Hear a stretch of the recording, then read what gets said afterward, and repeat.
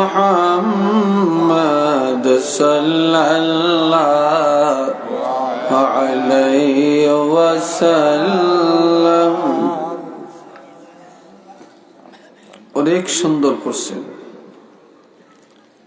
রাস্তায় অনেক লোক দাঁড়িয়ে আছেন, জিরজির দেখা যায়, ভালো দেখাচ্ছে না। সত্যি যদি মাহফিলে এসে থাকেন, আল্লাহর ওয়াস্তে প্যান্ডেলের ভিতরে চলে আসেন। অনেকেই বিভিন্ন স্থানে অপেক্ষা করছেন, আল্লাহর ওয়াস্তে চলে আসেন। এই ভিতরের জায়গাটা বেহেশতের বাগান, এটা আমি বলি না, এটা আমার নবী বলছেন।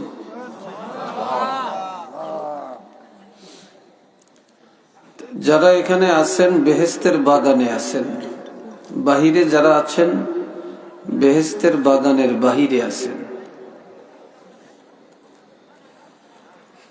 আশেপাশে বাড়ি ঘরে, রাস্তাঘাটে, দোকানপাটে, মেলাতে যারা যেখানে আছেন চলে আসেন।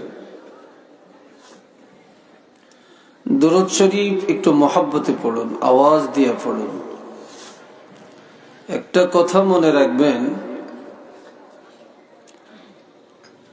আমরা আজকে 5 ওয়াক্ত নামাজ আদায় করেছি, কিন্তু কার নামাজ হইছে কারটা হয় না এটা কেউ বলতে পারবো না। কিন্তু দুরূদ শরীফ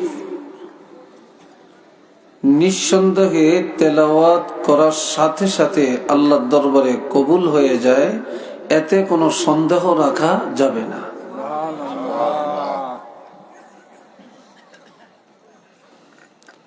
দুরূদ শরীফ ছাড়া কোনো মজলিস কবুল হয় না, মুনাজাত কবুল হয় না, ইবাদত কবুল হয় না।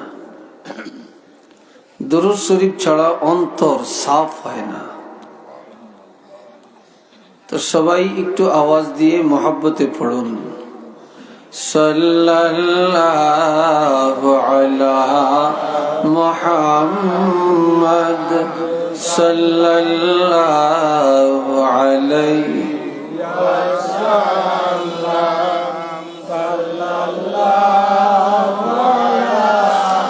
মুহাম্মদ সাল্লাল্লাহু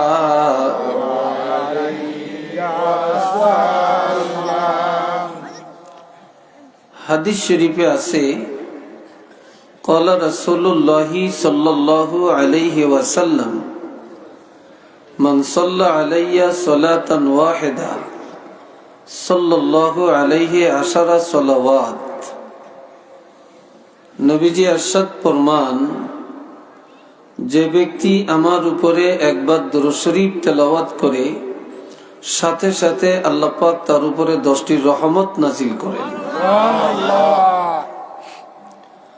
10টি গুনাহ মাফ করেন, 10টি সম্মান বৃদ্ধি করেন।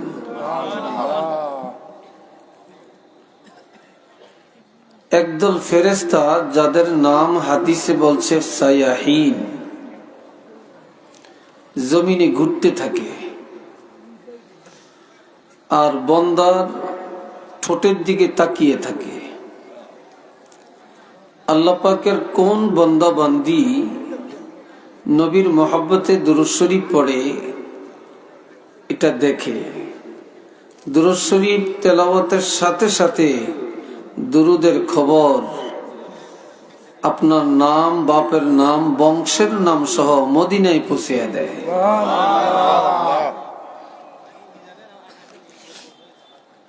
তো সবাই পড়ুন, সাল্লাল্লাহু আলা মুহাম্মদ সাল্লাল্লাহু আলাইহি ওয়াসাল্লাম, সাল্লাল্লাহু আলা মুহাম্মদ সাল্লাল্লাহু আলাইহি ওয়াসাল্লাম।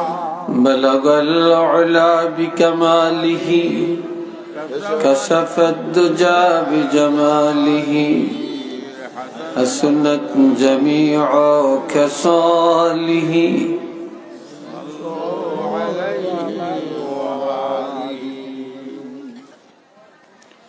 আলহামদুলিল্লাহ। ভালকি শাহজালাল রহমতুল্লাহ আলাই নুরানিয়া হাফিজিয়া মাদ্রাসা কর্তৃক আয়োজিত হাজী কারি আব্দুল জব্বার রহমতুল্লাহ আলাই অন্ধ হাফিজ সাহেবের প্রতিষ্ঠিত এই দ্বীনি প্রতিষ্ঠানের বার্ষিক ৪৫তম ইসলামী সুন্নি মহাসম্মেলনের সম্মানিত সভাপতি জনাব মোহাম্মদ আলতাফ আলী খান সাহেব ভালকি, প্রধান অতিথি আল্লামা মুফতি গিয়াসউদ্দিন চৌধুরী সাহেব ফুলতলি, বিশেষ অতিথি আল্লামা জ.ও.ম আব্দুল মুনঈম সাহেব, সাহেব জাদায়ে মঞ্জুল আলী, অধ্যক্ষ জালালপুর জালালিয়া ফাজিল মাদ্রাসা। আমার আগে আলোচনা রেখেছেন হাফিজ মাওলানা মুফতি জামিল হোসাইন সালেহী সাহেব ঢাকা। আমন্ত্রিত ওলামায়ে কেরাম, আমার সামনে বসা মুরব্বিয়ানে কেরাম, কলিজার টুকরা যুবক ভাইরা, পর্দার আড়ালের মা ও বোনেরা, আল্লাহ পাকের দরবারে শুকর আদায় করি, মহব্বতে উচ্চ আওয়াজে বলি আলহামদুলিল্লাহ।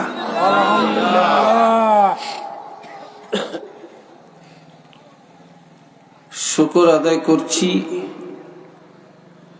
এই কনকনে শীতের মধ্যে বাড়ি ঘর লেপ তোষক ছেলে মেয়ে সবকিছু ত্যাগ করে আল্লাহ পাকের সন্তুষ্টি অর্জনের জন্য, রাসূল পাকের সন্তুষ্টি অর্জনের জন্য এই বেহেশতের বাগানে আল্লাহ পাক আমাদেরকে বসার তৌফিক দান করেছেন। আসুন এই জন্য আমরা উচ্চ আওয়াজে আরেকটা বার বলবো আলহামদুলিল্লাহ।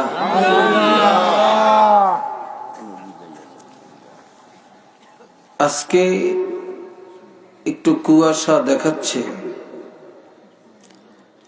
কর্তৃপক্ষ যদি পারেন ওই দিকে ইয়ে দিয়ে দেন, একটা চাঁদনি টানিয়ে দেন, মানুষের কষ্ট যেন কম হয়। যদি থাকে একটা চাঁদনি থাকলে ওই দিকে একটু টানিয়ে দেন, পাশে দরজা রেখে। হাজিরিন, আপনারা তো দিনের 12টা থেকেই তো মনে হয় আলোচনা শুনে আসছেন, না আরো আগের থেকে? তো এই পর্যন্ত শুনে আসছেন। এখন তো ওয়াজ শোনার চাহিদা নাই, না থাকারই কথা। এখন হয়তো একটা জিনিসের চাহিদা আছে, সেটা বললে কি আবার রাগ করবেন? বুঝছেন? কিতা বুঝছেন? মাশাআল্লাহ। খাবেন ইনশাল্লাহ, আপনাদের জন্যই তৈরি করছে, আপনারা খাবেন। আর এই খানাটার মধ্যে আলাদা একটা বরকত আছে। খানা কিন্তু সবার বাড়িতেই আছে, তারপরও মাহফিলের যে সিন্নিটা দেয় এটা আমাদের চাঁদপুরে বলে তাবারক। এটা তাবারক, এটা বরকতময় জিনিস। এটা অনেকে নিয়ত করে খাইলে পেটের অসুখও ভালো হয়ে যায়, অনেকের গ্যাস্ট্রিকও কমে যায়, অনেকের পিত্ত ভালো হয়ে যায়। এটার মধ্যে আলাদাই একটা বরকত থাকে। তা আপনারা যারা বসছেন এখানে, আমাদের দেশে আপনাদের সিলেটেও যে কোনো অনুষ্ঠানে গেলে অনেকগুলো তরকারি পাকায়, খানার আইটেম অনেক। প্রথমে সবজি দেয়, তারপরে ডিম ভাজি দেয়, এরপরে রোস্ট দেয়, এরপরে গরুর গোশত দেয়, এরপরে মাছ দেয়, টেঙ্গা দেয়, এরপরে মোচ্চের গুড় আর দুধ দেয়, ঠিক কিনা? তো সবজি দিয়া, ডিম দিয়া, এরপর রোস্ট দিয়ে, গরুর গোশত দিয়ে, টেঙ্গা দিয়ে, মাছ ভাজি দিয়ে খাইতে খাইতে পেট ভরে যায়। আবার কোথাও সর্বশেষ ডাইল আনে, পাতলা ডাইল। তো ডাইল কেউ খায়, কেউ খায় না, কারণ আগের গুলো খাইতে খাইতে তো পেট ভরে গেছে, চাহিদা পূর্ণ হয়ে গেছে। এখন ডাইলের জায়গায় ডাইল পড়ে থাকে, কারো মনে চাইলে নেয়, কারো মনে চাইলে নেয় না। তাও আজকের সব খানা শেষ, এখন হলো ডাইলের পালা। কথা বুঝছেন? মনে করেন আমি ডাল ভাত, এখন আমি জানি না আপনারা ডাল ভাত খাবেন কিনা, না আবার এই টেবিলে রেখেই চলে যান, আল্লাহ জানে। আমার ভাইয়েরা কি কোন দিক থেকে আলোচনা করছে এটা আমি জানি না। তা আমি কোরআন শরীফের সূরা বাকারার একদম সর্বপ্রথম আয়াতটা পড়ছি। তা আমি আপনাদের কাছে এই আয়াতের দৃষ্টিকোণ থেকে কিছু কথা বলার আশা পোষণ করছি। আল্লাহ যেন বলার মতো যোগ্যতা আমাকে দেন, সবাই বলি আমিন। আপনাদের এই ভালকি হাফিজিয়া মাদ্রাসায় সম্ভবত আমি আরো একবার না জানি দুইবার আসছিলাম, 2005 সালে না জানি 6 সালে, অনেক দিন হয়ে গেছে। হাফেজ আব্দুল কাদির সাহেব ছিলেন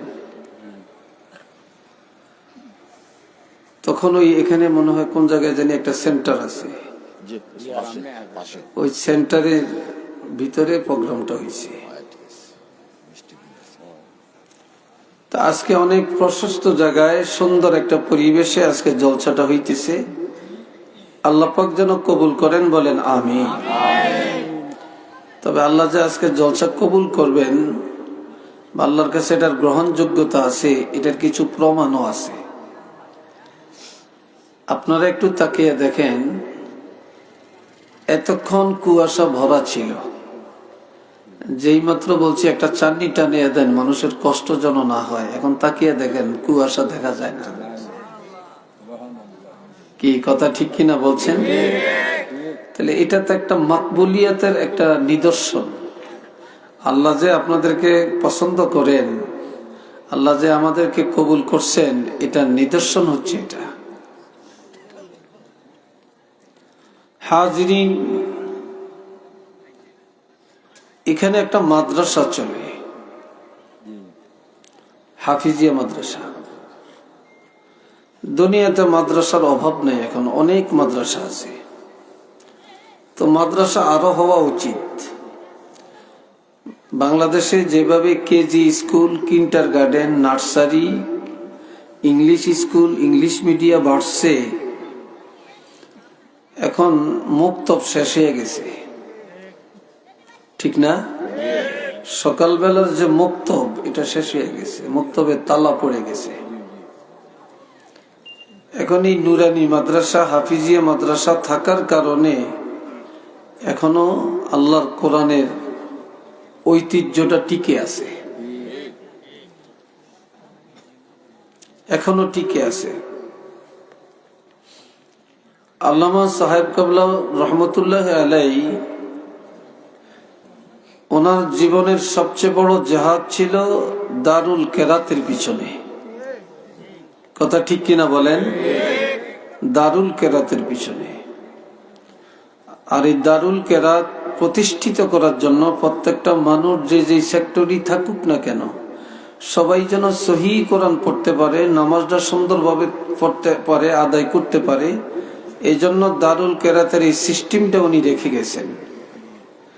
আল্লাহ যেন এই দারুল কেরাতের এই সিস্টেমটাকে কবুল করেন, আর এই আল্লাহর ওলিকে আল্লাহ যেন জান্নাতুল ফেরদাউসের উচ্চ মাকাম দান করেন। আর একটু আওয়াজ দিয়ে বলেন আমিন।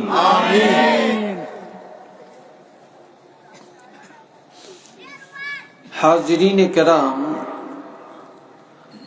আল্লাহ কোরআন শরীফের একেবারে শুরুতে বলছেন আলিফ লাম মিম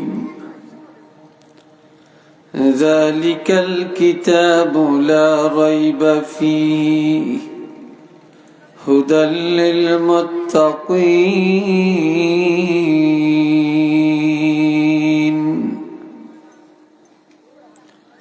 দুনিয়াতে যে যত বড় কিতাব লেখে, বই লেখে, শেষে দিয়ে লেখে আমারই ভুল, বা প্রথমে ভূমিকাতে লেখে আমারই লেখার মধ্যে ভুল হইতে পারে,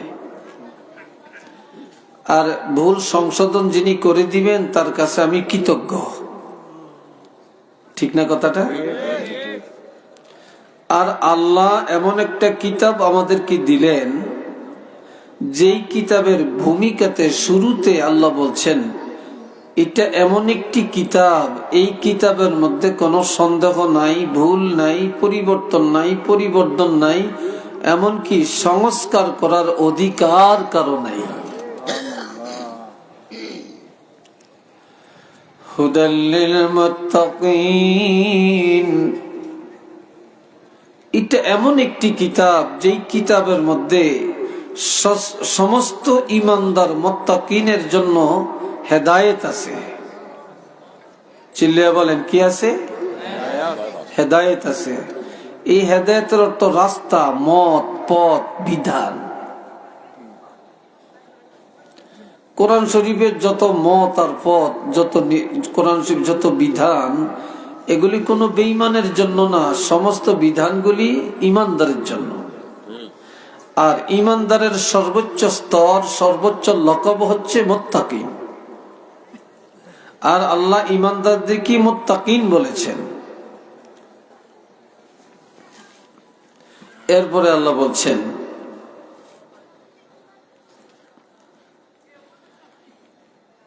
কিতাবুন উনজিলা ইলাইকা ফালা ইয়াকুন في صدرك حرج منه لتنذر به وذكرى للمؤمنين।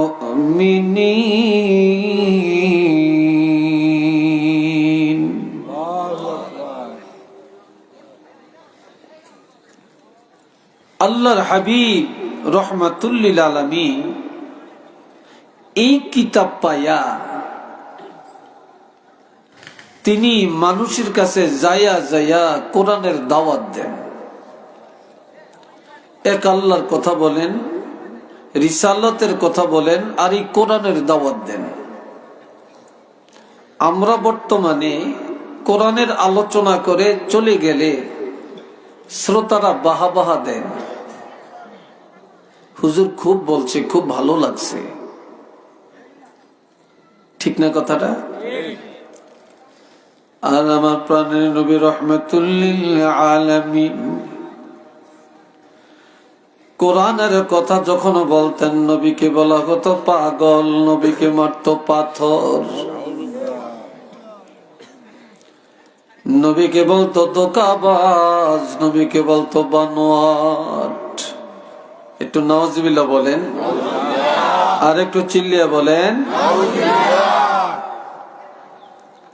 এমনকি নবী কোরআনের দাওয়াতটা দিয়া এসে যখন নামাজে দাঁড়াইতেন, তখন পিছন দিক থেকে কাফেররা এসে নবীর গলায় রশ্মি লাগাইয়া চিৎ করে মক্কার জমিনে ফালাইয়া টানত।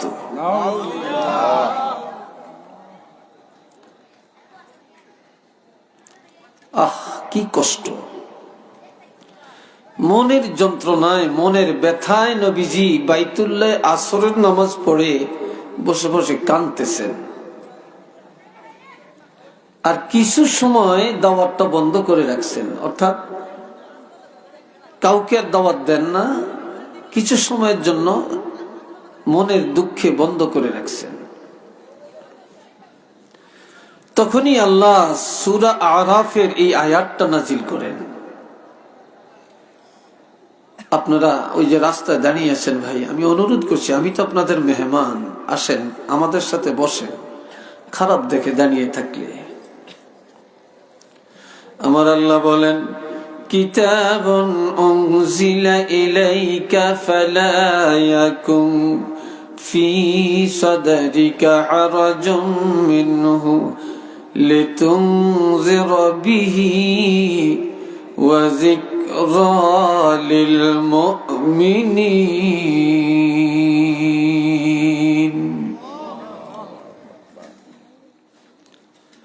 হাবিবের এমন এক কিতাব যেটা আমি আল্লাহ আর কাউকে দেই না, শুধু আপনার উপরেই নাজিল করলাম।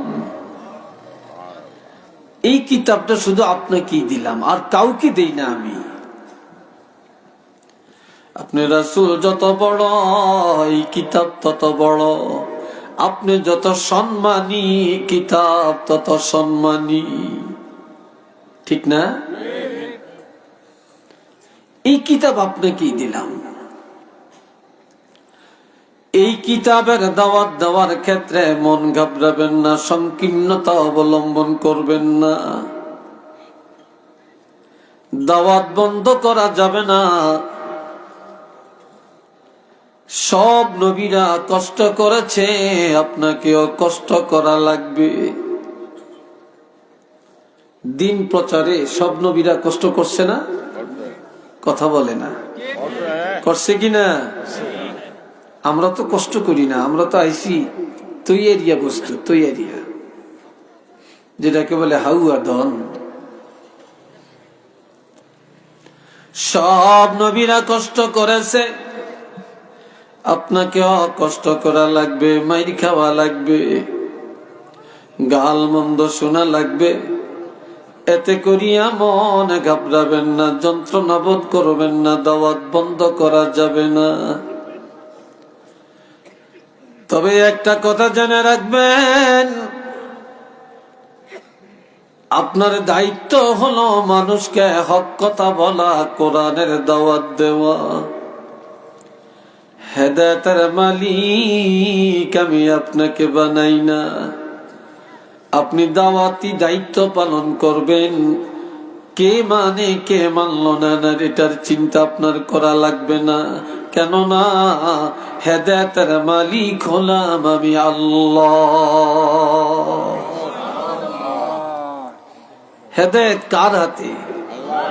আওয়াজ দিয়ে বলেন, আরো জোরে বলেন, আল্লাহর হাতে। তবে وذكرى للمؤمنين, এই কিতাবের উপদেশ আমি আল্লাহ দিয়েছি শুধু ঈমানদারের জন্য। এই কিতাবে নামাজের উপদেশ, যাকাতের উপদেশ, পর্দার উপদেশ, হজের উপদেশ, রোজার উপদেশ, ব্যবসার উপদেশ, মা বাপের খেদমতের উপদেশ, বিবাহের উপদেশ, তালাকের উপদেশ, রাজনীতির উপদেশ, অর্থনীতির উপদেশ। এই কিতাবের মধ্যে এই জিন্দিগি কিভাবে চালাবে উপদেশ, কোন পথে মরবে এই উপদেশ। এই কিতাবে কবরের কথা, হাসরের কথা, জান্নাতের কথা সব আমি আল্লাহ ঈমানদারের জন্য সাজিয়ে রেখেছি। একটু চিল্লিয়ে বলেন না সুবহানাল্লাহ।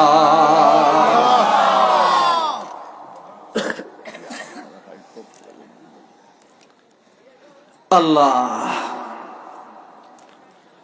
আজকাল তো এই কিতাব প্রত্যেকটা ঘরেই আছে। কি ভাই, আছে কিনা? প্রত্যেকটা ঘরে আছে না?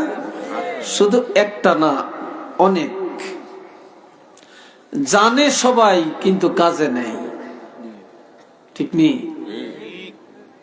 কাজে নাই। বাবা জেরানে আমার প্রাণের নবী রহমাতুল লিল আলামিন একদিন সাহাবায়ে কেরামদের কাছে বললেন, যে আমার সাথে আল্লাহর এমন একটা কথা হয়েছে, বন্দার এমন একটা কাজে আল্লাহ সবচাইতে বেশি খুশি। কি কাজে আল্লাহ খুশি আমি কি তোমাদেরকে বলবো? সবাই বললেন ইয়া রাসূলুল্লাহ বলেন, আমরা জানতে চাই। নবী বললেন, আমার উম্মতেরা যখন মনে প্রাণে মহব্বতে কোরআন সহিভাবে তেলাওয়াত করে, কোরআন তেলাওয়াত করলে আল্লাহ যতটা খুশি হন এতটা খুশি আর কোনো কাজে নাই।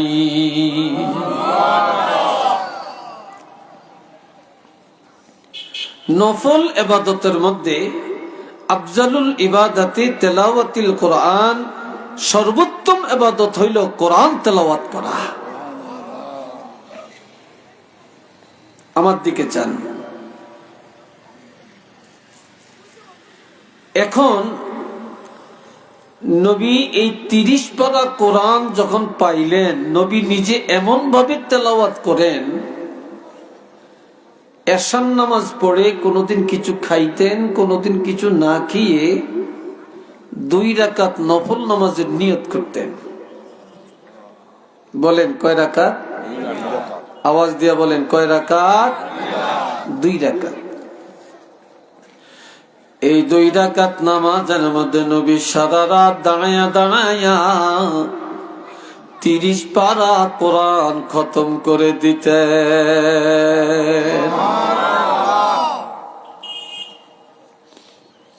আর এখন তো মাশাআল্লাহ কোরআন তেলাওয়াতের কথা শুনলে জ্বর উঠে, শরীরে তাপ আসে।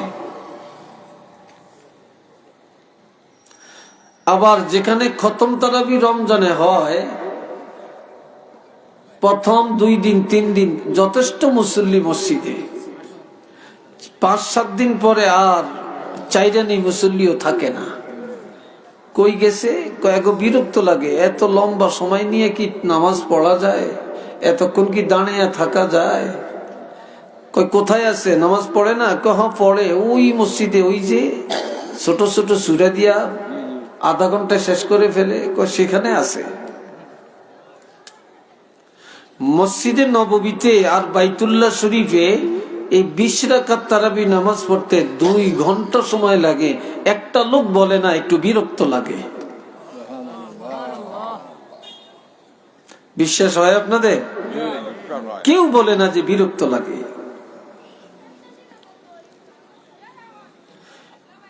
এ বন্ধুরা রে আমার, সারা রাত দাঁড়ায়া দাঁড়ায়া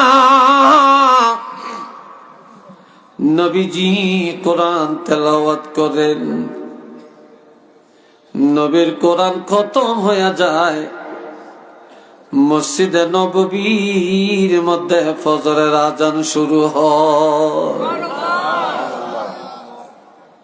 নবীর কোরআন তেলাওয়াত শেষ, খতম হয়ে যায় কোরআন, ফজরের টাইম হয়ে যায়, আজান শুরু হয়ে যায়। আবার দিনের বেলায় নবীর আরাম নাই, মানুষের কাছে গিয়া গিয়া কোরআনের কথা বলেন। এর মধ্যে অনেকে সিদ্ধান্ত নেয় নবীকে মেনে নিবে, কোরআন মেনে নিবে, এক আল্লাহর উপরে ঈমান আনবে। কিন্তু বেজাল লাগাইছে যে একটা মেয়ে লোকে। অধিকাংশ বাড়িতে সমাজে দেখবেন বেজালের জন্য 1 নম্বর হোতা মহিলারা। কথা ঠিক কিনা?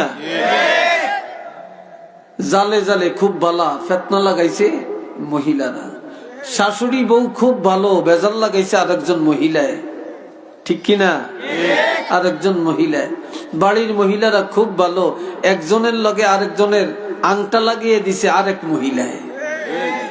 ঠিক না? ছেলে বিদেশ থাকে, অনেক ভালো, বাপের কাছে ভালো, মার কাছে ভালো, টাকা পাঠায়, রুজি করে, ছেলেরে দেয়, মেয়েরে দেয়, মা বাপরে খাওয়ায়, বাপেরে খাওয়ায়, ভাইয়ে করে দেয়, আবার বইনে করেও দেয়, গরিবেরও দেয়, মসজিদ মাদ্রাসায়ও দেয়।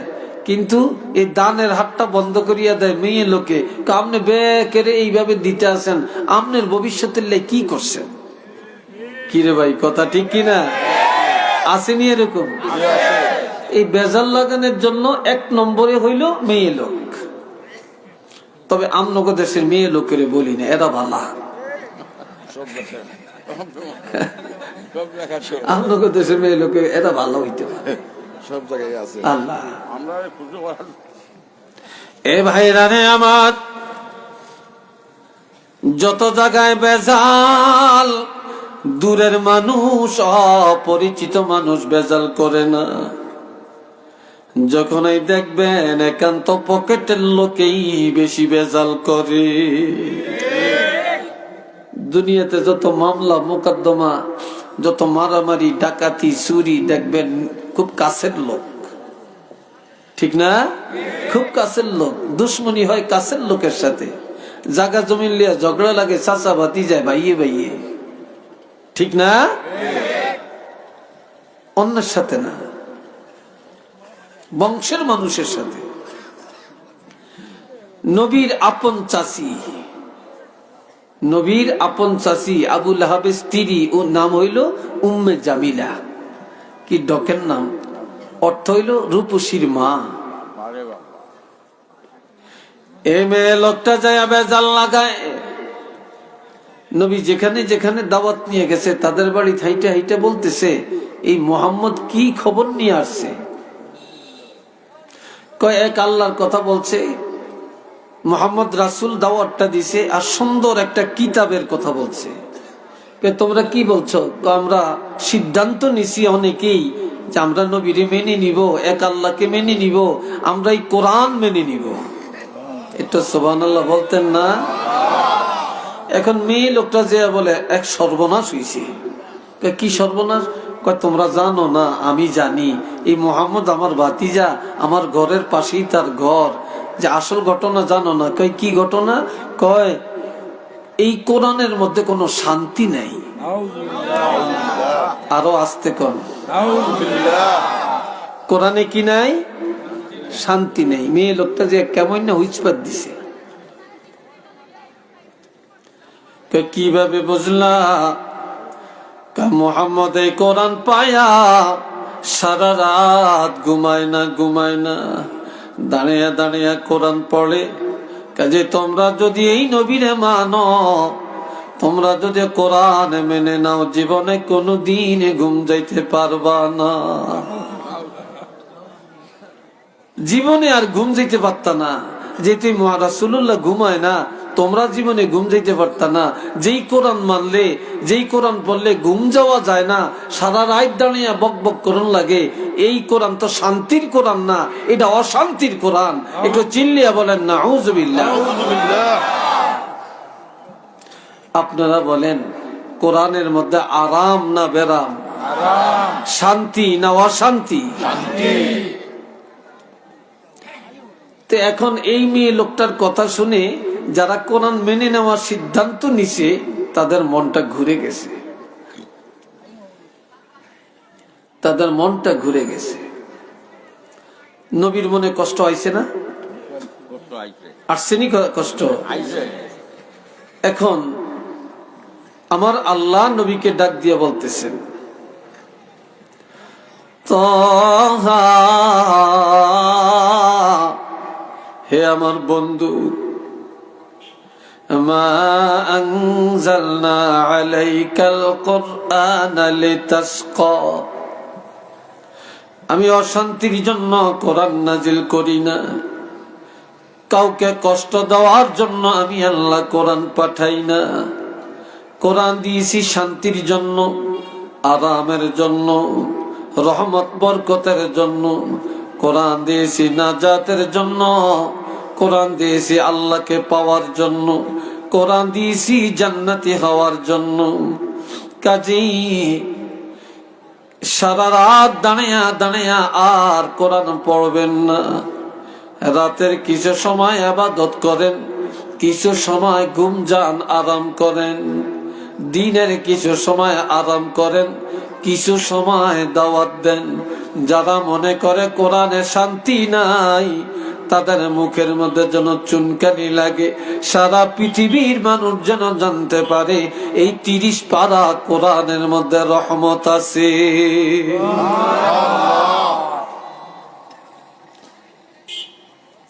তবে ওইখান কিছু মানুষ হিসমিসে রয়েছে, কিছু এমনি চেয়ে থাকে। আমার কথা বুঝেন আপনারা? হ্যাঁ, আমি একটু ধীরে কথা বলি, আস্তে কথা বলি, আমি অত ঘন বলি না আর অত চিল্লাইও না, কথা বুঝছেন? আল্লাহ তবে ইল্লা তাযকিরাতাল লিমান ইয়াখশা,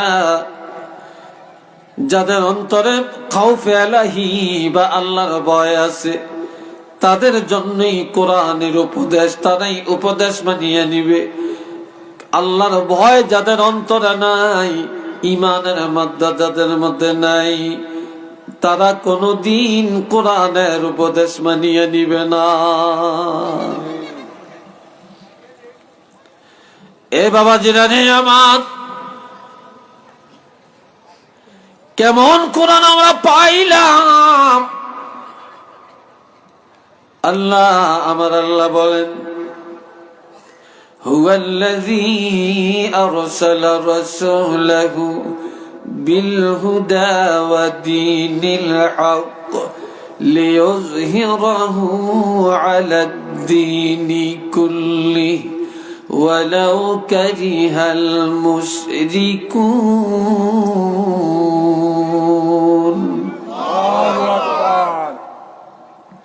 তিনি আল্লাহ যিনি তার রাসূলকে পাঠালেন বিল হুদা, কোরআন সহ।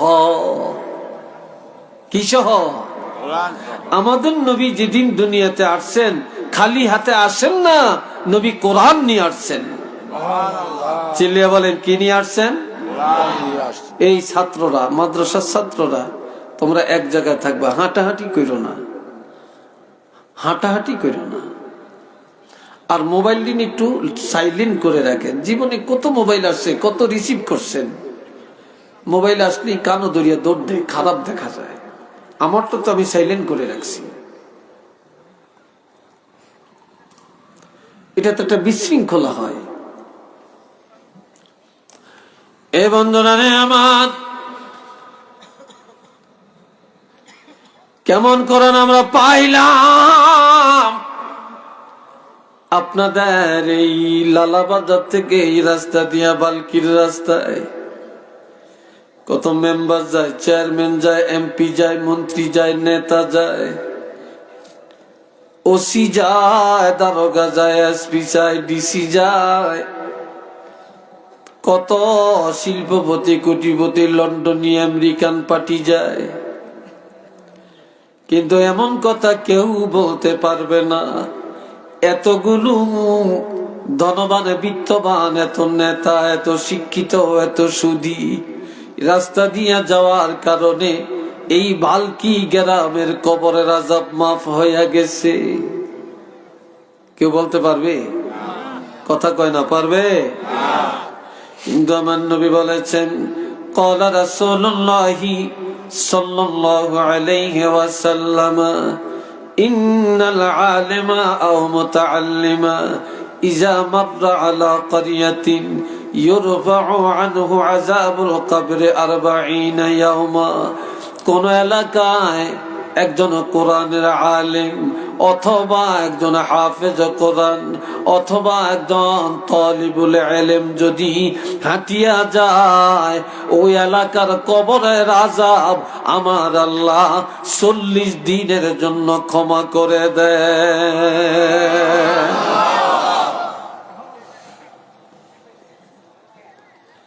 এটা ব্যক্তির কারণে না, এটা আল্লাহর কোরআনের নূর ভিতরে থাকার কারণে। আল্লাহ পাক এত মর্যাদা দিয়েছেন, একটু চিল্লিয়ে বলুন সুবহানাল্লাহ।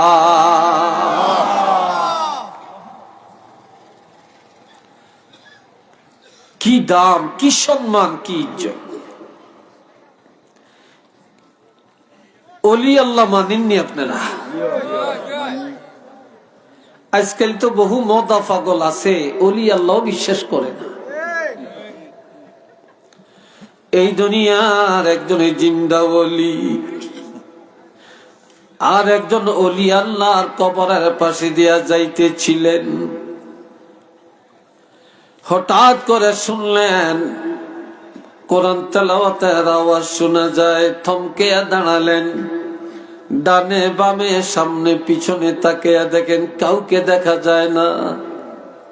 চিন্তায় পড়ে গেলেন কোরআনের আওয়াজ কোত্থেকে আসছে। স্থির ভাবে দাঁড়িয়ে শুনতেছেন মাটির নিচের থেকে কোরআন তেলাওয়াতের আওয়াজ আসতেছে। এটা শুনে তিনি আশ্চর্য হয়ে বলে ফেললেন সুবহানাল্লাহ, সুবহানাল্লাহ। চলে গেলেন। রাত্রিবেলায় মুর্দা অলি, কবরের অলি স্বপ্ন যোগে আসিয়া দেখা দেয়। দেখা দিয়া বলে ওর ভাই জিন্দা অলি, দিনের বেলায় আমার কবরের কাছে দিয়া যাওয়ার টাইমে সুবহানাল্লাহ বলে চিল্লাইয়া উঠলা, চিৎকার দিলা কেন? বলে ভাই কোরআন তেলাওয়াত শুনে। বলে ও জিন্দাওয়ালি, আমি কবরে যাওয়ার পরে এই পর্যন্ত হাজার হাজার কোরআন খতম করেছি রুহানি ভাবে, তবে আমার সবগুলি কোরআন খতম তোমাকে দিয়ে দিলাম, তোমার সুবহানাল্লাহটা আমাকে দিয়ে দাও। বলে কেন? কয় দুনিয়ায় থাকা কালে একবার সুবহানাল্লাহ বললে যেই সওয়াব পাওয়া যাবে, কবরে যাওয়ার পর লক্ষ লক্ষ বার কোরআন খতম করলে এই একবার সুবহানাল্লাহর সওয়াব পাওয়া যাবে না। এটা চিল্লে বলেন না মারহাবা।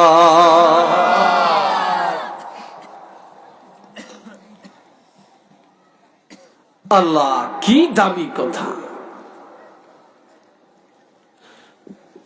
এই জন্য আমার নবী বলেছেন, قال رسول الله صلى الله عليه وسلم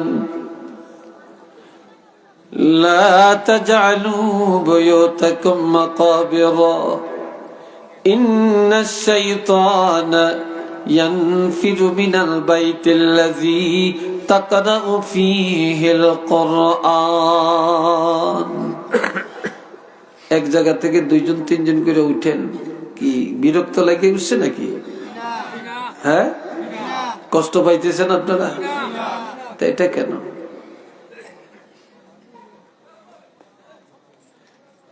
কথা মাত্র যেন শুরু না করলাম নাকি? না 3 ঘন্টা হয়ে গেছে? হ্যাঁ, এ ভাইরা রে আমার খেয়াল করেন, আমার নবী বলেছেন ও মুসলমানেরা, তোমাদের ঘর কবর বানাইও না, ঘরের কবর বানাইও না। কেন? আজ মুসলমানের ঘরগুলি গোরস্থান। গোরস্থানে যায় সালাম দিলে জবাব পাবেন না, গোরস্থানে গেলে কোরআন তেলাওয়াতের আওয়াজ পাবেন না, কবরের মধ্যে জিকির নাই, কবরের মধ্যে দুরুদ নাই, কবরের মধ্যে কোনো ইবাদত নাই। আসেনি কোনো ইবাদত? কথা কন নাই। যেই ঘরের মধ্যে ইবাদত নাই, যে ঘরে কোরআন তেলাওয়াত নাই, এটা কবর। ঠিক নেই? নবী বলেছেন ঘরগুলা কবর বানাইও না রে, তোমাদের ঘর ইবাদত খানা বানিয়ে দাও, জিকিরের কারখানা বানিয়ে দাও। আর যেই ঘরে প্রতিদিন কোরআন তেলাওয়াত হবে, ওই ঘরে থেকে শয়তান দূর হয়ে যাবে, আযাব গজব হিংসা দূর হয়ে যাবে। নবী আরো বলেছেন ইন্নাশ শাইতানা ইয়ানফিরু মিনাল বাইতিল্লাযী তাকরাউ ফীহি সূরাতুল বাকারা। যে ঘরে প্রতিদিন সূরা বাকারা তেলাওয়াত করা হয়, ওই ঘরের থেকে শয়তান দূর হয়ে যায়, ওই ঘর আল্লাহর রহমতে পরিপূর্ণ হয়ে যায়। আরেক হাদিসে বলছেন ইন্নাশ শাইতানা ينفر من البيت الذي تقرأ فيه سورة الياسين যে ঘরে সূরা ইয়াসিন তেলাওয়াত হয় শয়তান দূর হয়ে যায়, ৮০,০০০ রহমতের ফেরেশতা এসে যায়। একটু চিল্লিয়ে বলেন আল্লাহু আকবার।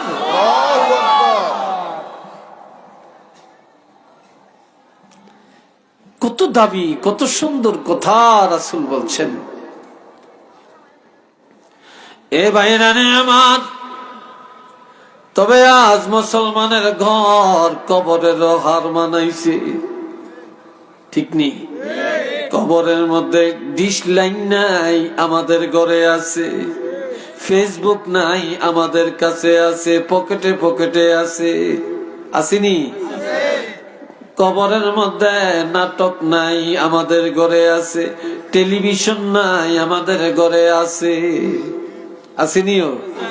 হ্যাঁ, আমাদের ঘরের মধ্যে আছে।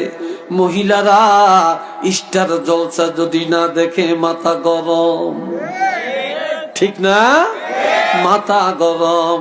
যুবক যুবতীরা ফেসবুকের মধ্যে না ঢুকলে মাথা গরম। বাবা ভালো একটা মোবাইল না দিলে ছোট ছোট বাচ্চারা খানা খায় না, মা মোবাইলটা চালু দিয়া দেয়। একদিকে বাচ্চারা মোবাইল দেখে, খেলা দেখে, আর একদিকে মা বাচ্চারা মুখে খানা ঢুকাইয়া দেয়। কথা ঠিক না?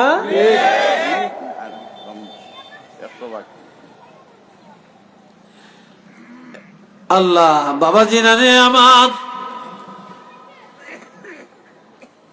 একটা মহিলা, ইমাম গাজ্জালি আল্লাহর ওলি, তিনি মরুভূমির জমিনে দিয়া হাঁটেন। হাঁটতে হাঁটতে হাঁটতে হাঁটতে আসরের নামাজের সময় হয়ে গেল। ওযু করবেন, নামাজ আদায় করবেন, পানি নাই। কি নাই? কথা কয় না। কি রে জয়নারে, কি ঘুম যাস নাকি? এই জয়নারা কই গেছ তোরা? জোরে বলেন, কি নাই? মাশাআল্লাহ, এই না দেখা যায় জোয়ান আছে। বুড়া কয়জন? ১০-১২ জন হইব, নাহলে ২০ জন হইব। আর সব তো যুবক। যুবকরা লাগে যেন একটা আত্মরা হয়ে গেছে, লাগে যেন এই মনে হয় যেন এই জানুয়ারি মাসে ভাতই খায় না। কি কোন আপনারা? একটু জোরে সরে একটা আওয়াজ দেন, নারায়ে তাকবীর, নারায়ে রিসালাত, আল কোরআনের আলো, আল হাদিসের আলো, বালকি হাফিজিয়া মাদ্রাসা। সবাই বলেন মাশাআল্লাহ। রাগ করছেন? আল্লাহ খুশি না বেজার? খুশি। ইমাম গাজ্জালি মরুভূমি দিয়ে হাঁটতেছে,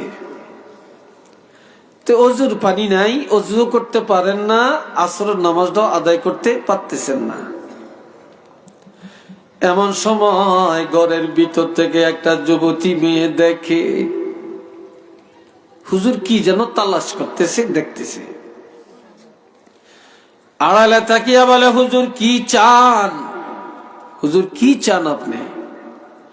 আল্লাহর ওলি বলে, মা পানি চাই, আমি ওযু করব গো মা, নামাজ আদায় করব।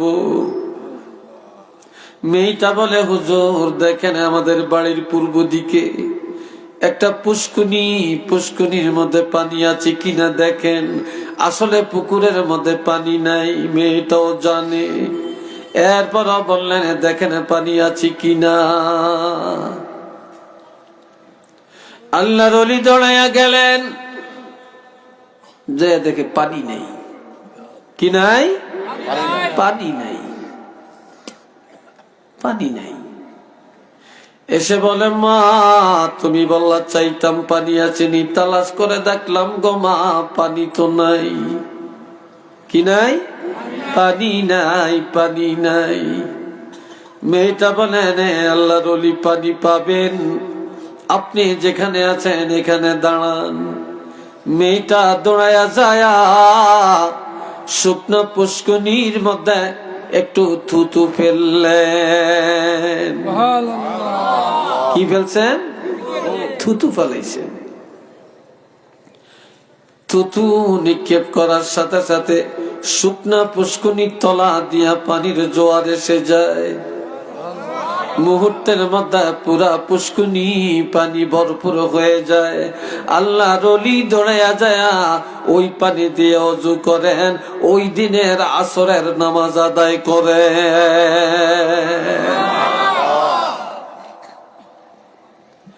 নামাজ আদায় করিয়া ঘরের পাশে আসিয়া ডাকে, মা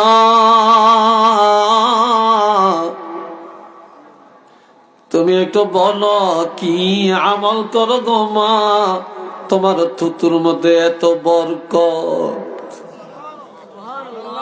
এত বরকত, তুমি কি আমল করো একটু বলো। মেয়েটা বলে, হুজুর আমি তেমন কিছু করি না, তবে 5টা কাজ আমি কোনোদিন ছাড়ি না। কয়টা? চিল্লিয়ে বলেন কয়টা? বলতাম। সবাই একটু আজ্ঞান, একটু আজ্ঞান লাগিয়া বসেন। বুদ্ধি জানেন না কা, ঘন হইয়া বসলে শীত কম লাগে। ঘন ঘন হইয়া বসেন, লাগিয়া বসেন, জুতা নিয়ে আগুয়ে যান, আজ্ঞান। আর একটু দরুদ পড়েন সাল্লাল্লাহ। এই সবাই আজ্ঞা পায় না, একজনও বসে থাকতে পারবেন না। আসেন সবাই আজ্ঞান। সাল্লাল্লাহু আলাইহি ওয়াসাল্লাম, সাল্লাল্লাহু মুহাম্মদ, সাল্লাল্লাহু আলাইহি সাল্লাল্লাহু আলা মুহাম্মদ। এই যে খালি জায়গাটা পুরো করেন আজ্ঞান। আলাইহি ওয়াসাল্লাম, সাল্লাল্লাহু মুহাম্মদ,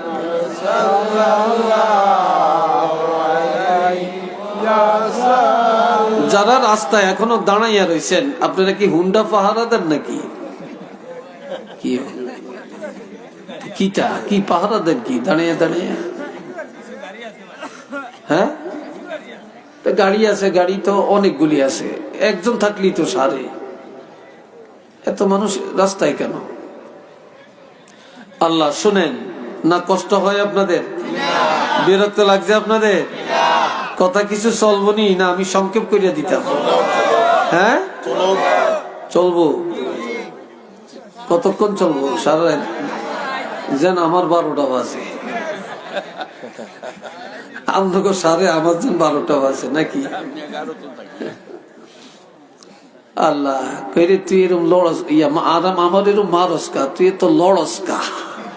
কি তুই এত লড়সকা? আমার অবস্থা এই হয়েছে। আল্লাহ এ বাবা জিরারে আমার মেয়েটা বলে, হুজুর 5টা কাজ আমি ছাড়ি না।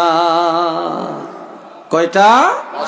5টা কাজ। কি কয়? যেদিন আমার বিবাহ হয়, স্বামীর সাথে স্বামীর গাড়িতে করে যখন স্বামীর ঘরে ঢুকি, সেদিন থেকে কোনদিন আমি ঘরের বাহিরে যাই না। সুবহানাল্লাহ বাজিয়া কইেন। বেগম সাহেবের সব এলে হুজুরে যে ওয়াজ করছে, তো বেগমও সুবহানাল্লাহ কইব, আপনিও কইেন, চিল্লিয়া কইেন নাকি? বলছিলাম এখানে একটা পর্দা টানিয়ে দেওয়ার জন্য। এই ডেকোরেশন কারা, ডেকোরেটর কারা? এদের কাছে নাই? তাদের কাছে থাকে তো কিছু কিছু তো অতিরিক্ত রাখতে হয়, কখন কোনটা লাগে। এ বাবা জিরারে আমার কয় 2 নম্বরের আমল, আমার কোনো দিন একদিনের জন্য আমার কোরআন তেলাওয়াত কাজা হয় না। আর এখনকার মেয়েদেরকে হাতুড়া দিয়ে পিড়াইল, কোরআন তেলাওয়াত বের হয় না। কথা ঠিক কিনা? 12 বাংলার খবর সব জানে, কিন্তু কোরআন শরীফের কাছে গেলে মাথা গরম। আবার অনেক মায়েরা অনেক ভালো আছে, অনেক ভালো আছে, এরা কোরআন পড়ে, নামাজ পড়ে, ঠিক নেই? তবে বালার ভ্যালু নেই। বালার কি নাই? ভ্যালু নেই। বালারে কেউ দেখতে পারে না, দাম নাই। আমার 2 নম্বরের আমল, এক ওয়াক্ত নামাজ আমার কাজা হয় না। 4 নম্বরের আমল, আমি কোনদিন আমার স্বামীর অন্তরে ব্যথা দেই না।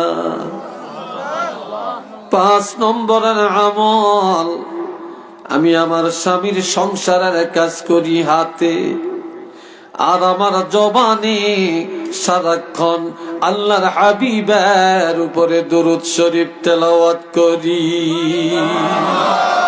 যার কারণে আল্লাহ পাক আমার থুতুর মধ্যে বরকতটা দিয়েছেন। আওয়াজ দিয়া বলেন না সুবহানাল্লাহ।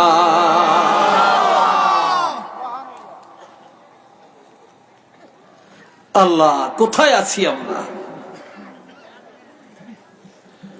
বাবাজিরা, এটা কেমন কোরআন আমরা পাইছি রে।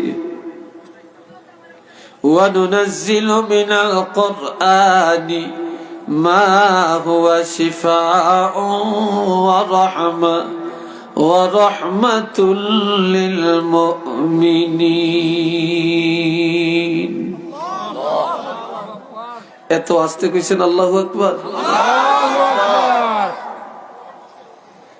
এ বাবাজি নানে আমার, এই কোরআন শুধু তাকে ফেলে রাখার জন্য আল্লাহ দেন না, শুধু পানি পড়া খাবার জন্য আল্লাহ দেন না, শুধু তাবিজ বানিয়ে গলায় দেওয়ার জন্য কোরআন দেয় না। আমার আল্লাহ বলেন, কোরআন দিয়েছি আমি ঔষধ, কোরআন দিয়েছি মুমিনের জন্য রহমত। কোরআনের উপরে কোনো রহমত নাই, কোরআনের উপরে কোনো মেডিসিন নাই।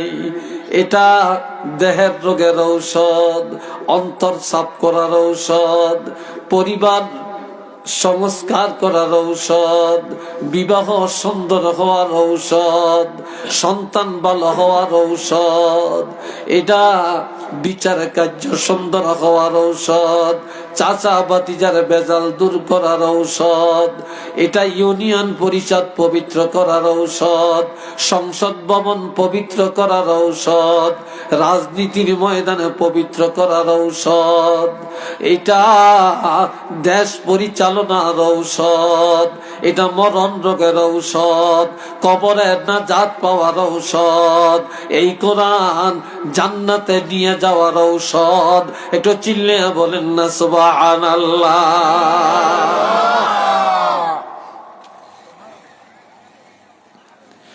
এ ভাইরা রে আমার,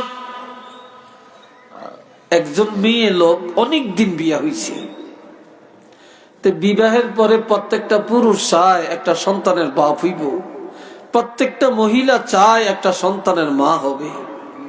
কথা ঠিক না? আর 1, 2, 3, 4, 5 বছর চলে গেলে সবাইরই চিন্তা ঢুকে যায়, বাচ্চা হয় না কেন, কনসিভ হয় না কেন। কথা ঠিক না? একটা বাচ্চার জন্য মানুষ এত পেরেশান, এরপরে ডাক্তারের কাছে যায়, হাজার হাজার টাকা খরচ করে, পরীক্ষা নিরীক্ষার শেষ নাই। আল্লাহ, এবার মহিলার স্বামী সিদ্ধান্ত নেয় আর একটা বিয়ে করবে একটা সন্তানের জন্য, অথবা এই মহিলারে তালাক দিবে। মহিলারা সবচেয়ে বেশি কষ্ট পায় তালাকের কথা শুনলে, সবচেয়ে বেশি মনে কষ্ট পায় যদি শুনে স্বামী আর একটা বিয়ে করবে। কথা ঠিক না? কারণ সব মেনে নিতে চায়, তবে স্বামীর ভাগ কাউকে দিতে রাজি না। এটা ঠিক কিনা? আরেকটা বউ ঘরে আসুক, এটা কেউ চায় না।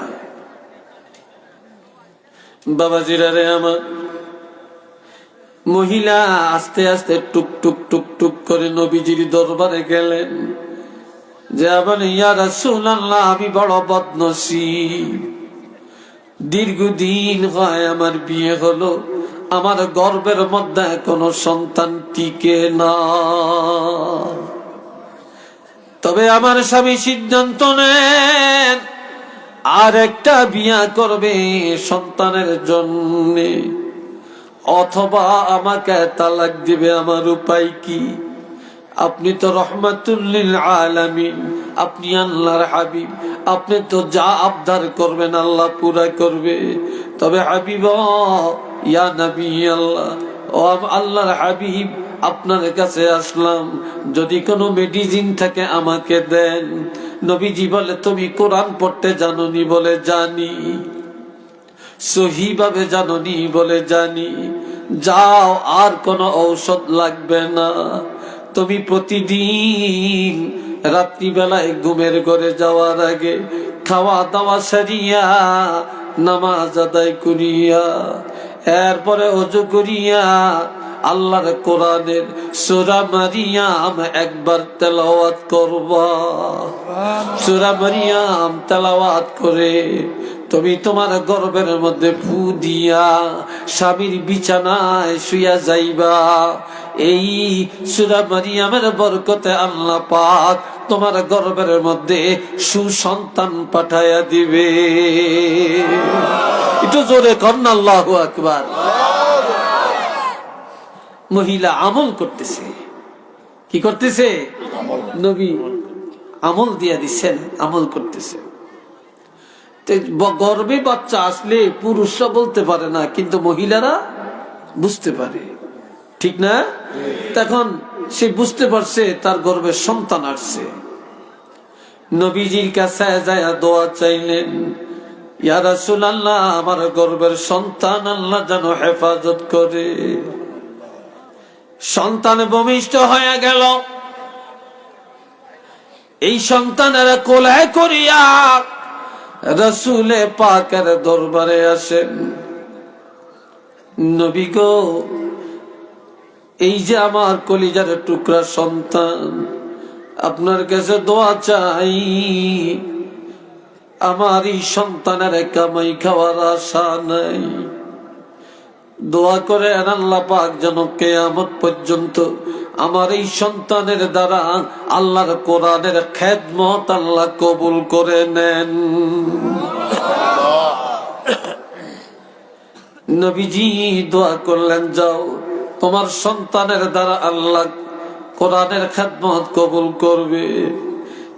এই মহিলার এই সন্তান এমন সন্তান রে ভাই, যেই সন্তানের নসল থেকে হাজার হাজার নয় লক্ষ লক্ষ উলামায়ে কেরাম, মুহাদ্দিসিনে কেরাম আল্লাহ পাঠালেন।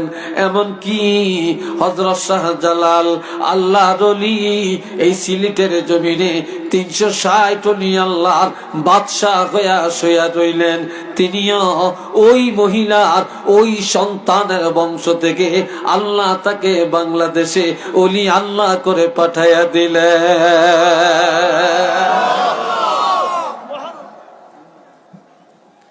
আমরা তো খালি জানি শাহজালাল শাহজালাল, শাহজালাল কে, কোত্থেকে আসছে, ইতিহাস তো জানি না। আল্লাহ, কষ্ট হইতেছে আপনাদের? বিরক্ত লাগে উঠছে মনে হয় না? মাশাআল্লাহ, আরো 2-4-10 মিনিট কথা বলবো। রাজি আছেন? চিল্লিয়া বলেন রাজি আছেন। রাজি নাই কারা একটু হাত তোলেন। এইবারে না দেখা যায় খুব চেতনা মাদু।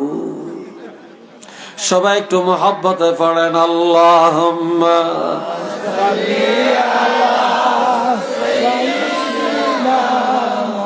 মাওলানা মুহাম্মদ ওয়া আলা আলি সাইয়্যিদিনা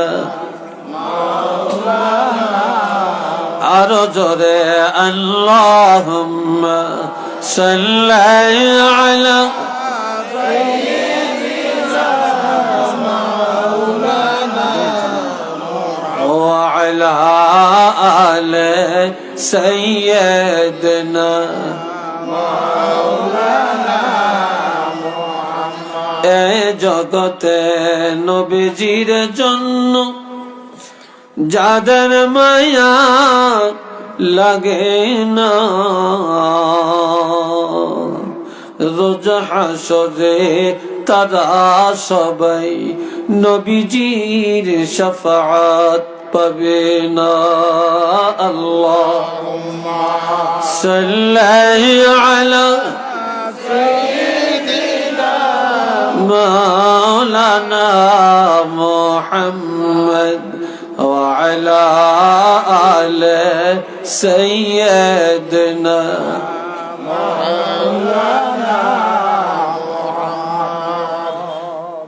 সাহাবায়ে কেরাম একদিন আল্লাহর হাবিবকে প্রশ্ন করলেন, ইয়া রাসূলুল্লাহ, ইয়া হাবিবাল্লাহ, কোরআনের ইজ্জত কেমন? এই কোরআন ছিল কোন জায়গায়? এই কোরআন আসছে কোত্থেকে? কয়টা কথা বুঝেন না? কয়টা? এক নম্বরে কোরআনের ইজ্জত কেমন ছিল, কোন জায়গায় আসছে কোত্থেকে? আমার আল্লাহ জানিয়ে দেন, ইন্নাহু লাকুরআনুন কারীম, নিশ্চিত এটা সম্মানী কিতাব। আসমানি কিতাবের মধ্যে এই কিতাবের উপরে আর কোন কিতাবের মর্যাদা নাই। একটু মারহাবা বলতেন না? কি ওই কিতাবের উপরে কারো মর্যাদা আছে? চিল্লিয়া বলেন, আছে? নাই। শুধু কিতাবের মর্যাদাই নয়, একজনের চেয়ারম্যানের অনেক ইজ্জত, মেম্বারের অনেক ইজ্জত, শিল্পপতির অনেক ইজ্জত, লন্ডনী সাহেব অনেক ইজ্জত, আমেরিকান সাহেবের অনেক ইজ্জত, শিল্পপতির অনেক ইজ্জত, ডাক্তারের অনেক ইজ্জত, ইঞ্জিনিয়ারের অনেক ইজ্জত, এমপি মন্ত্রীর অনেক ইজ্জত, এরপরে প্রেসিডেন্ট প্রধানমন্ত্রীর অনেক ইজ্জত, প্রধান, তারপরে আমাদের উপদেষ্টা প্রধানের অনেক ইজ্জত। আমার ভাইয়েরা, কিন্তু আমার রাসূল বলেন, খায়রুকুম মান তাআল্লামাল কুরআনা ওয়া আল্লামাহু। দুনিয়াতে যত ইজ্জতওয়ালা থাকুক না কেন, সবার উপরে যে কোরআন সহিভাবে পড়ে আর যিনি কোরআন মানুষের শিখায়, যারা কোরআন পড়ে এবং কোরআন শিখায়, তাদের ইজ্জত আমার আল্লাহর কাছে সবচাইতে বেশি। যদি বলেন বেশি না কম? সবচাইতে বেশি। আল্লাহ প্রেসিডেন্ট মারা গেলে প্রধানমন্ত্রী নিয়ে জানাজার ইমামতি করে, কে করবে? কথা কন। ইমাম সাহেব মানে কি? আলেম। কথা ঠিক না? আলেম। তাইলে হাফেজ সাহেব, আলেম সাহেব, ইমাম সাহেব এরা জানাজা পড়বে। তাহলে আল্লাহ প্রমাণ করে দিলেন প্রেসিডেন্টের চাইতে আলেমের দাম বেশি। একটু মারহাবা কন। দুই নম্বরে কিতাবটা ছিল কোথায়? আল্লাহ জানিয়ে দেন, ফি কিতাবিম মাকনুন। এই কিতাব লৌহে মাহফুজে গোপন ভান্ডারে সংরক্ষণ করা কিতাব। এটা গোপন ভান্ডারের কিতাব, ঠিক নেই? এই কিতাবের মর্যাদা সম্পর্কে আল্লাহ আরো জানিয়ে দেন, লা ইয়ামাসসুহু ইল্লাল মুতাহহারুন। এটা এমন কিতাব, যেই কিতাব ওযু ছাড়া, পবিত্রতা ছাড়া ধরা যায় না। এই কিতাব পবিত্রতা ছাড়া ধরা যায় না। এটা আসছে কোত্থেকে? আল্লাহ জানিয়ে দেন, তানজিলুম মির রাব্বিল আলামিন।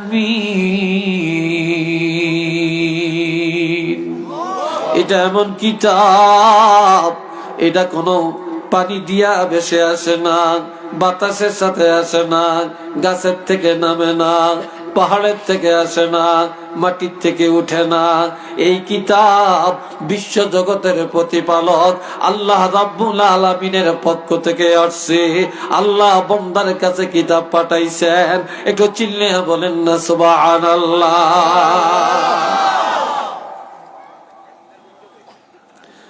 আল্লাহ এই বাবাজি নানে আমার, আল্লাহর হাবিব আল্লাহর কাছে মঙ্গলবার। আজকে কি বার? আজকে কি বার? আজকে মঙ্গলবার না? এই মঙ্গলবারে নবীজি আসরের নামাজের পরে আল্লাহর দরবারে দোয়া করলেন বাইতুল্লাহর সামনে। দোয়ার মধ্যে বললেন, আমরা দোয়া করিনি, আপনারা দোয়া করেননি, একা একা তো করি, দলবদ্ধ ভাবে করিনি। আজকে এখানে দোয়া হবেনি। বাংলাদেশে এই এজমালি দোয়া অনেকে ফতুয়া দিয়ে উঠিয়ে দিতে আছে।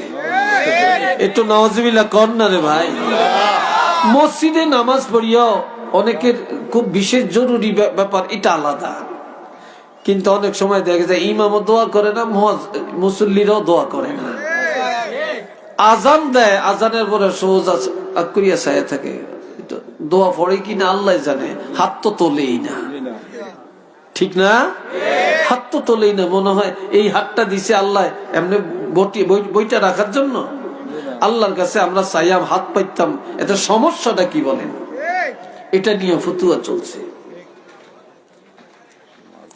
মিলাদের বিরুদ্ধে ফতুয়া, কেয়ামের বিরুদ্ধে ফতুয়া, ইয়া নবীর বিরুদ্ধে ফতুয়া। হায় হায় হায়, নবীর যে কত ভাবে ব্যঙ্গ করা শিখছে, আর শেষ নাই। এই বাবা জেরারে আমার, গত কয়েকদিন আগে আপনাদের সিলেটে এমসি কলেজের সামনে কি জানি একটা বড় জলসা হইছে। হাজার হাজার মানুষ প্যান্ডেল করতো, নাকি কোটি টাকা খরচ। আর হেতে নাকি বড় বড় শিক্ষিত, কোন ক্লাসের শিক্ষিত জানি না, কোন কিতাব পড়িয়া শিক্ষিত হইছে। আমার নবীরে বলে গরুর রাখাল কাউবয়। একটু জোরে সোরে কন্যা নাউজুবিল্লাহ। ও ভাই, সবকিছু মানিয়ে নিল, নবীর বেয়াদব আমরা মানিয়ে নিতে পারি না। কথা ঠিক কিনা বলে?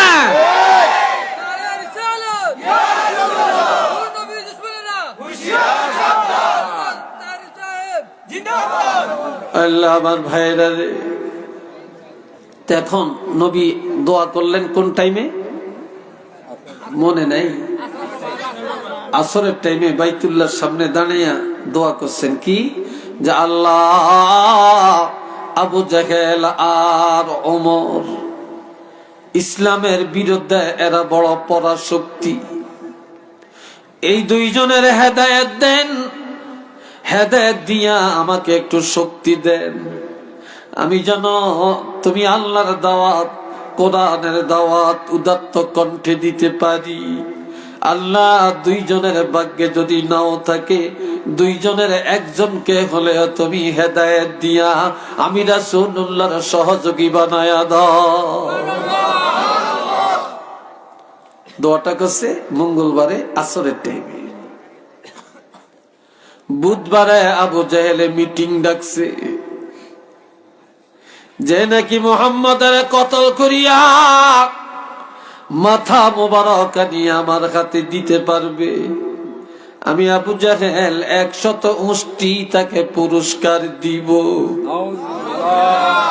আরো জোরে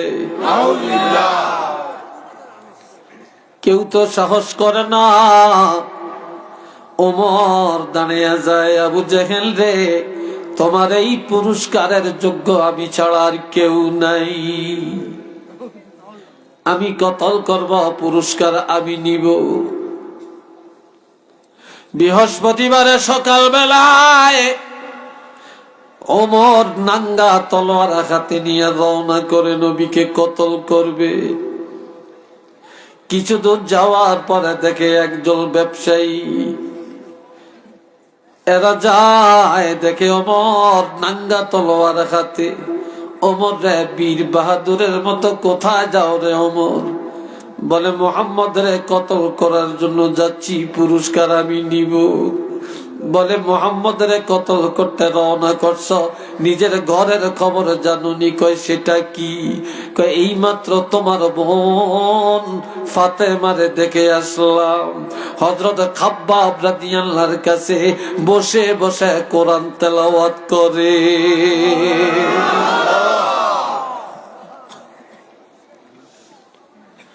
তোমার ঘরের খবরই তো তোমার নাই।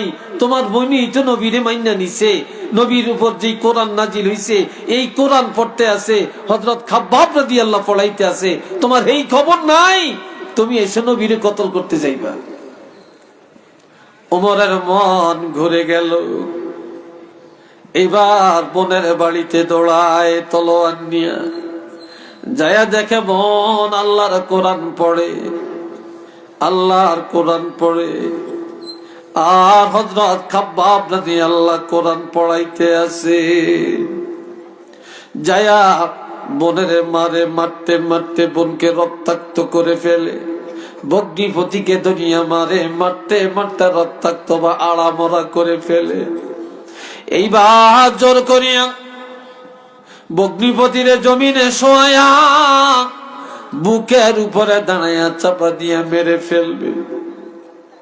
জীবনে আর বাঁচে আর রাখবে না রে। কি জন্য ঈমান আনছে, কি জন্য কোরআন পড়ে। বোন রক্তাক্ত শরীর নিয়া কানতে কানতে ভাইয়ের কাছে যেয়া বলে, ভাই রে তুমি ভাই, আমি বোন, তুমি আমাকে মারছ, আমি মনে মেনে নিলাম, তবে আমার স্বামীকে জীবনে মেরে ফেলিও না, আমাকে বিধবা স্বামী হারা বানাইও না। এই কথা বলার সাথে সাথে আমার বোনকে ধরে একটা ধাক্কা মারে। ধাক্কা খায়া ওমরের বোন ফাতেমা কাত হইয়া মক্কার জমিনে পড়ে যায়, আর চিৎকার করে একটা ডাক দেয়, আল্লাহ আল্লাহ বলে। চিৎকার করে ডাক দেওয়ার সাথে সাথে ওমরের নজরটা আল্লাহর কোরআনের দিকে চলে যায়। আল্লাহ বলে, বোন এটা কি? কেঁদে কেঁদে বলে, ভাইরে এই কোরআনের জন্যই তো রক্তাক্ত হলাম, মাইর খাইলাম, এই কোরআনের জন্যই তো তুমি